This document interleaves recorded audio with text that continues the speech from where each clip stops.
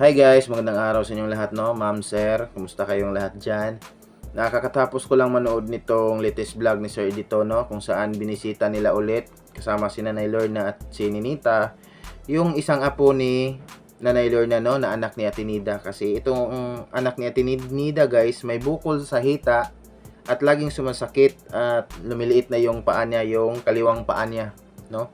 So, kwento ko lang sa inyo guys, ay bago tayo magsimula, paki-subscribe and like, paki-pindot ng like kasi malaking tulong na po yun sa akin, no? So, bago tayo magsimula guys, kwento ko lang, no, sa mga hindi nakakaalam. Itong anak ni Atinida, laging sumasakit yung bukol, no, yung paa. So, laging umiiyak sa gabi na dahil sa sobrang sakit. So, si Atinida, hindi nakapagtiis. Yung anak niya is inihatid niya kay Nanay Lorna kasi nga si Atinida may trabaho sa umaga, hindi siya makapagtrabaho ng maayos kasi nga wala siyang pahinga sa gabi kasi nga hindi siya makatulog dahil sa anak niya, no, na iyak nang iyak sa gabi dahil nitong bukol na sumasakit. So ang ginawa ni Nanay Lorna kasi nga pamilya naman sila lang yung naiintindihan ng isa't isa, kaya pagmamahal ng isang lola, no, Lola Lorna nila. So ang ginawa ni Nanay Lorna, kahit alam niya na may pinagsabihan na siya nila Sir Edito at ni Sir Paul na wag tumanggap sa bahay ng ibang apo niya kasi nga para makapag-focus lang siya kay Ninita, no, para mabantayan niya. Pero lahat ng noon is tinanggap pa rin ni Nanay Lorna yung apo niya, no, yung anak ni Atinida. Pagkahatid ni Atinida, tinanggap ni Nanay Lorna, no. So ang resulta, si Nanay Lorna at si Ninita yung hindi makatulog sa gabi, no. Hindi naman kasi pwede yun kasi alam naman natin si Ninita na pumapasok yun ng maaga, no, nag-aaral. So hindi siya pwedeng walang pahinga kasi alam naman natin kapag pumasok tayo sa mga ganon, sa trabaho, sa eskwela, kapag wala tayong saktong tulog, diba, wala sa kondisyon yung pag-iisip natin. So nalaman yun ni Sir Edito na may narinig niya yung bata na may umiiyak. Ang pagkakaalam kasi ni Sir Edito, si Ninita lang yung kasama ni Nanay Lorna. So ang ginawa ni Sir Edito, pinuntahan niya si Nanay Lorna kung alamin, no. So ayun na nga, ito palang bata ang laging umiiyak, itong batang lalaki na anak ni Atinida. So ang sinuggest ni Sir Edito na ihatid nila pabalik kay Atinida yung anak niya, no. So ang ginawa nila, pumayag naman si Nanay Lorna kasi nga alam naman ni Nanay Lorna na disturbo talaga ay hindi sa disturbo, no, parang ano naman yun. Sana yun talaga ang mas maganda kasi nga meron naman si Ninita at si Nanay Lorna matanda, kailangan hindi pwede sa kanya yung kulang-kulang na tulog, guys, no. Kasi nga matanda na, no. Di baling si Atinida yung kulang-kulang sa tulog kasi bata pa eh. So pumayag si Nanay Lorna na ihatid nila dito yung apo niya, no, kay Atinida. So pagkapunta nila doon, pumayag naman si Atinida na binalik nila kay Nanay Lorna, wala namang problema sa kanya. So ang ginawa ni Sir Edito, binigyan niya ng 3,000 si Atinida kasi nga may na-mention kasi ito si Atinida na ipa-check up, no, gusto niya ipa-check up, no. So binigyan ni Edito ng 3,000 itong si Atinida. Kaso ayun nga, pagkatapos pagkabigay ng 3,000, umalis na sila Sir Edito. So ngayon itong latest vlog is bumalik sila Sir Edito at binisita nila, no. So dito hindi pala natuloy na dinala ni Atinida itong bata sa hospital, no. Hindi pa na-check up hanggang ngayon, no. Pero pinagamot niya sa manggagamot, no, yung 3,000 ni Sir Edito. So ayun nga, yung rason ni Atinida valid naman kasi kung pupunta siya sa hospital, wala siyang kasama, hindi siya marunong magbasa, wala siyang alam, baka ang sabi niya baka mawala pa siya, no, dun sa panabo. So mas pupunta daw siya pag mayroon siyang kasama, no. So ngayon binigay ni Sir Edito, ay na ba. So ang ginawa ngayon, ang plano ni Sir Edito, pupunta sila bukas ng Panabo, no. So pumayag naman kasi kawawa yung bata, guys, lumiit na yung paa, no. Kawawa naman si Atinida.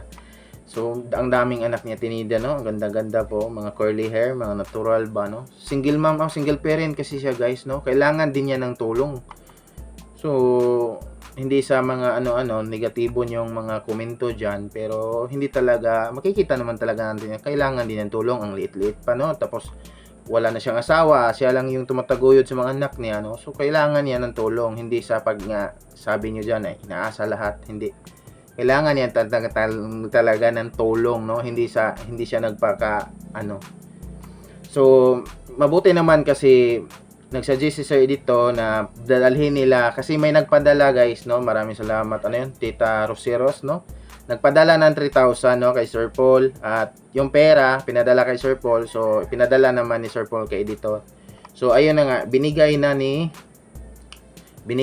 Sir Edito lahat ng yung 30,000 ibinigay na niya lahat kay Atenida. Yung 30,000 no, nung bigay ng sponsor nga si Tita Ros. So maraming salamat sa mga ganun, no? Kasi malaking tulong napaiyak yung si Atenida pati si Nanay Lorna. Ikaw pa naman kasi kawawa yung bata kasi pag hindi napatingin ng doktor kasi hindi na daw ma-straight yung paa niya. So napaiyak si Nanay Nida, no? Malaki din 30,000. So bukas ayon kay Sir dito, napupunta sila ng Panabo, no? Kasama itong bata, kasama si Nanay Lorna, si Atenida, para mapacheck up yung bata, no? Para makapag-aral na ulit kasi isang buwan na daw ito nakatambay sa bahay nila, no? Isang buwan ng absent. So kawawa itong si Atenida guys, no? Ikaw ba naman, ilan yung anak niya? 1, 2, 3, 4, 5. 5. Tapos maliliit pa, no? Ito lang yung laki, parang ito yung una, yung panganay.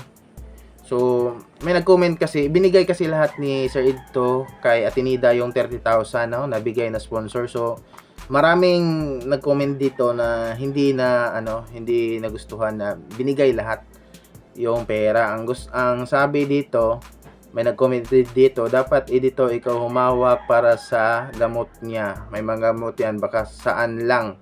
Salamat sa nagpalala, God bless all.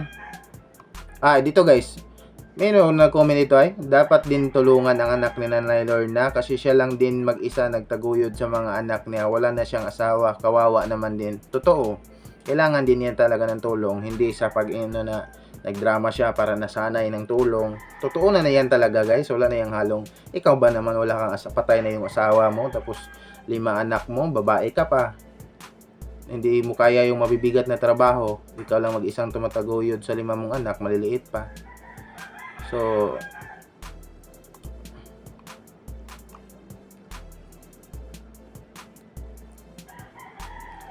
ito guys, isa sa mga comment, good evening Edito, sana kung may pera galing sponsor, ikaw na lang maghawak para talaga sa apo ni Nanay Lorna magamot siya. Maraming dito guys, comment na sana hindi lang daw binigay lahat ni Edito kay Atenida yung pera kasi baka saan kung mapunta hindi pa tuluyang mapagamot or gumaling itong anak niya, no? So tama naman, no?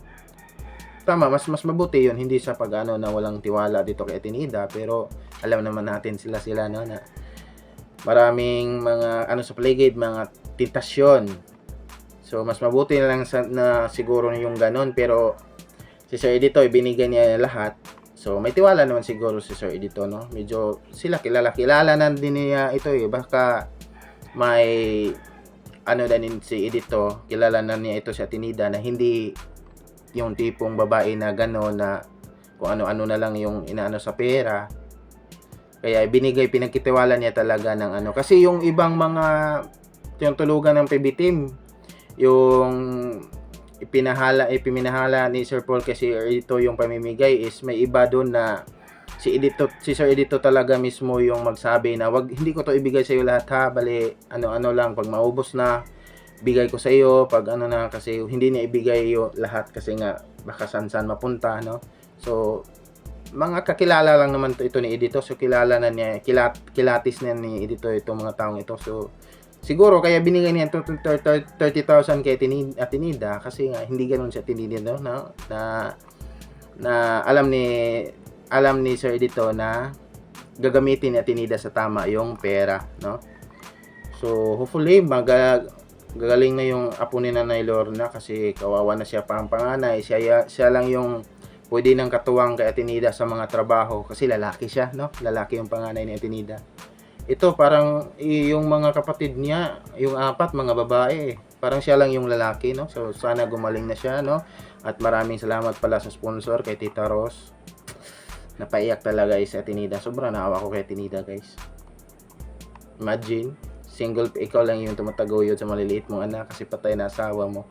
Di ba? So ayun lang guys. Maraming salamat sa inyo lahat at paki-subscribe kung gusto niyo mag-subscribe at i-click niyo lang yung like button kasi malaking tulong na po yun sa akin. Maraming salamat guys.